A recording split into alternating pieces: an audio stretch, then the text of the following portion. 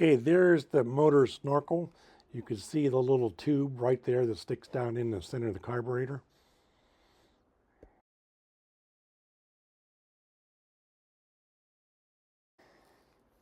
Okay, here's the motor snorkel tube attachment installed for natural gas. Okay, here's the motor snorkel piece that gets installed in front of the carburetor. You'll see the natural gas, whatever. Okay, this is the natural gas meter that I put in a couple of years ago. You see it's 1 inch, and that's where I want to tap into. This is the 1 inch that comes in from the outside that goes all the way up in the attic over to the heater. This is inside the garage. Okay, the motor snorkel is installed. Boy, no shortage of information. They talk a lot about gas supply pressure and gas lines and diameter and the flow charts and all that kind of stuff. But I have it installed. It does interfere with the choke plate, the snorkel portion, such that I can't really close the choke. When I close the choke for the gasoline, so there's a little spring-loaded affair that comes up. You probably can't see. But the plate doesn't close because that snorkel rubber flexible piece is right down the throat of the carburetor, so it's not really closing the choke much at all. So starting it on gasoline is really a chore. So I tried to run it on gasoline today, and man, it took forever to start. So I put this gas line in a glass jar to suck up the gas. That's how I've been running it on gas for now. And it just cranked. I said, wear the battery down. Because there's no choke. So I need to come up with some way of choking it for gasoline. So I may resort to having to take the air cleaner cover off and either put a shot of ether down here or stick your fingers down here and plug this up as you're reaching around the corner over there to turn the key to crank it. So that is a casualty. Propane, reference my other video. Works pretty reliable, starts easy, and it runs well. The problem really was this this connector. I got this one that has not only the excess flow restriction feature in it, but it's got some flow restriction. Really low volume flow. I think it's made for gas barbecues. And yeah, it's restricting the flow so bad that the thing wouldn't start, wouldn't run. So I got one that's just called a full flow. You get these on Amazon, $7, $8, and it's got nothing in there. No overflow or excess flow prevention, no restriction, no nothing. You put that there and you're getting full tank pressure, which is about 150 to 200 PSI. The thing starts real easy. And it does have the little primer thing here, although you don't really need it. So gasoline, I don't know, I'm kind of concerned. It used to run so well. But like I said, I did put the motor snorkel piece in. I have some still photos I can show you. There's a little spacer plate that goes here. And it has a tube that kind of sticks down in down the throat of the carburetor. And the choke plate comes down and hits that tube. But they claim the tube is flexible enough that the plate should smush it and it'll be okay. The problem is the plate, the choke plate on this carburetor is spring-loaded. It's not a positive thing across the shaft. So the plate comes down a little bit, hits that tube, and then doesn't close anymore.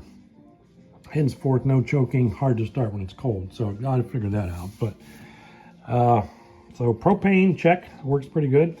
I just put this natural gas regulator on, and I'm waiting on some gas line, flexible 3/4 gas hose. I'll take that nipple off and put that on. It does come with a little sticker, which is interesting. Do not turn off. Turn off fuel supply to stop engine before switching off. Apply at the on and off switch, which is over at the control panel. And yeah, they don't want any excess fuel in the regulator. They want you to shut off the fuel source. I'm thinking, well, does that apply to propane or natural gas? Actually applies to both. So I'll stick that over by the key switch. Not a big deal. So pretty nice kit. Like I said, a lot of information in this booklet. They give you a little slice of pipe dope on a stick, which is really weird. It's like a crayon, and they just slice it. You're supposed to rub it on the threads, but I got my own pipe dope. 3 tie wraps. They give you this little sheet metal screw, and of course they don't tell you what it's for. No clue. This is probably, these tie wraps are probably to keep the hose out of the way, which I don't have a problem. I didn't have to cut the hose. They say they want you to cut the hose as short as possible. I guess I could take some off of there, but it's really hard because the outlet is way down here on this snorkel thing. I don't know if you can even get in there and see, but it loops around the bottom of the carburetor, comes up underneath of it, and comes out, where does it come? Oh, it comes out here. I got it to snake out here, and it comes up front. I didn't want to kink it too tight there, and that's the best place I found I could mount it, right up front. And the hood closes, so which is good.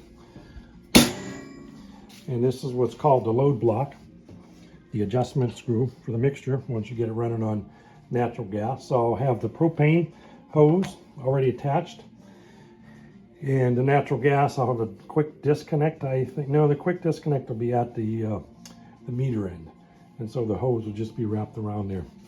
Have to adjust the load block just like I had to on the propane, which is here. It's kind of a big giant mixture screw with a lock nut. And what else can I tell you about it? I don't know, it's kind of a neat installation.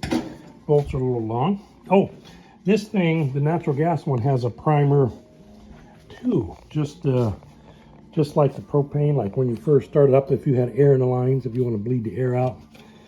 I don't know why guys complain about that on the web, but all of these regulators have a primer, so you just kind of hold that. You'd hear the air coming up until you smell natural gas, then you're good. Same with the propane. I kind of give this a shot, and you'll hear it filling up this air tube with propane. Then you go over there and hit the starter key, and boom, off you go. So that's how that's going to work. Kind of eager to see how that works on natural gas. I'll do the load testing on it. Like I said, my load test proved that there was no degradation whatsoever running on propane. And that's it. I have got to clean my garage. It's an absolute freaking mess. I just was kind of going from one project to the other without completing any of them totally. So, got to finish the baseboards. I got to finish this, but there's a bunch of crap I got to do first here. I want to hook this laundry tub up. So I'm going to cut out all this drywall and find the drain line and bring hot and cold over from the laundry room in there. And I got all this cleared out after my other plumbing fiasco. I have a positive quarter-turn main water shut-off now right from the street, so I don't have to go out there anymore. That did not come easy. So I'll put a new clamp there, patch that drywall up, finish this whole drywall, and this is going to be my new workbench. I have a big giant 1.5 inch, maybe 2 inch solid dark butcher block countertop that I'm going to put there and make some legs out of 4x4. And the workbench will come out to here, all the way up to there. It'll be 25 inches by 8 foot. And a man door is going to go here to the outside. So I'm excited about that. Summertime, the door will be open. I can see outside.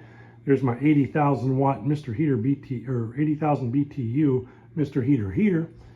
And yeah, I'm going to have a field day. I'm really looking forward to getting all this drywall done, painted, and just really tricked out. Got a nice workbench here.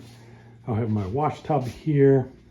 I might even get this floor epoxied, you know, with that granite looking epoxy, and just make this look really trick. So, and then of course all the fun comes with moving all this crap, the toolboxes and everything else. Everything is going to shift around here. And the man cave, which is, well, what I'm going to make the man cave, hi generator, is this alcove. This was here.